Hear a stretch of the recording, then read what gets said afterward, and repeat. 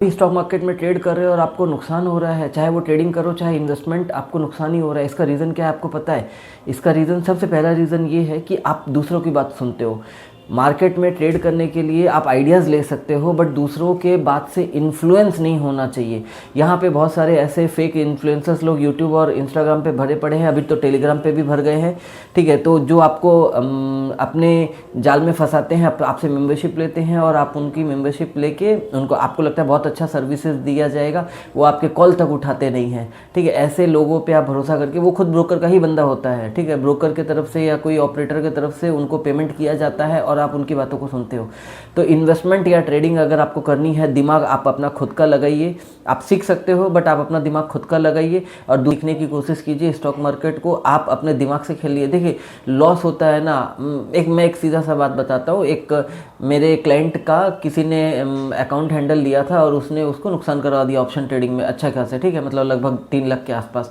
उस क्लाइंट ने भरोसे पे उसको दे दिया, उसको स्टार्टिंग में कुछ प्रॉफिट दिखाया बट उसको लालच आ गया उसके बाद में कि हाँ ठीक है, अच्छा ट्रेडिंग चल रहा है, और उसी बंदे ने मतलब उसको नुकसान दे दिया। नुकसान देने के बाद में सारा नंबर ब्लॉक करके वो एग्जिट हो गया वहाँ से। ठीक है, तो अब वो क्लाइंट ने मेरे को फ़ोन करके पूछा कि विवेक जी अभी इसको क्या करना चाहिए, मैं क्या उसके लिए पुलिस कंप्लेन कर सकता हूँ? तो पहली बात है कि इस चीज़ में मतलब पुलिस भी आपकी मदद नहीं इसलिए नहीं कर सकता है क्योंकि आपने अपने कंसेंट से दिया था, कुछ रिटर्न में तो कुछ लिखवाया नहीं था कि मतलब आपने उसको पैसे दिए या कुछ भी किए। उसने आपके अकाउंट में घुस के ट्रेडिंग की है, आपके नाम से ट्रेडिंग की है।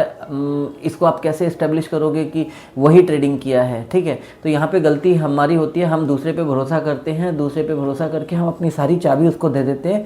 तो ये कभी नहीं करना चाहिए कि अपना अकाउंट किसी और को दे दो, क्योंकि पैसे जो होते हैं ना, पैसे हम अपने पैसे जितने अच्छे से यूटिलाइज़ कर सकते हैं, नुकसान भी होगा तो हम अपने आप को समझा सकते हैं। बट होता क्या है कि हम अगर अपने अकाउंट को किसी और को दे देते हैं, जब वो नुकसान करके निकलता है तब हम उसको एडजस्ट नहीं कर पाते या हम उसको हजम नहीं कर पाते कि भैया इतना नुकसान क्यों कर दिया। ठीक है, हम अगर मान लो कि मैंने कोई ट्रेडिंग प्लेटफॉर्म पे अगर मैंने 2-3 लाख रुपए डाले, अगर मेरे को नुकसान हो गया तो मैं अपने आप को कैसे भी करके समझा लूँगा कि मेरे हाथों से नुकसान हुआ है।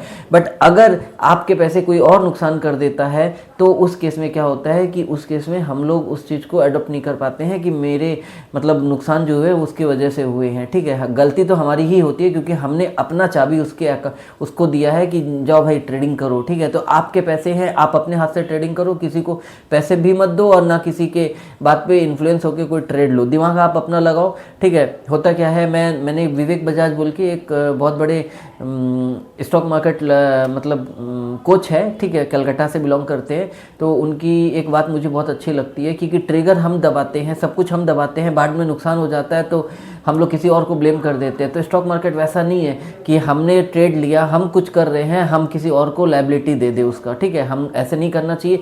आप अगर ट्रिगर दबा रहे हो, भले ही आपने इन्फ्लुएंस हो गए उसके बाद से, बट अगर आप ट्रिगर दबा रहे हो तो रिस्पॉन्सिबिलिटी भी आपकी होनी चाहिए।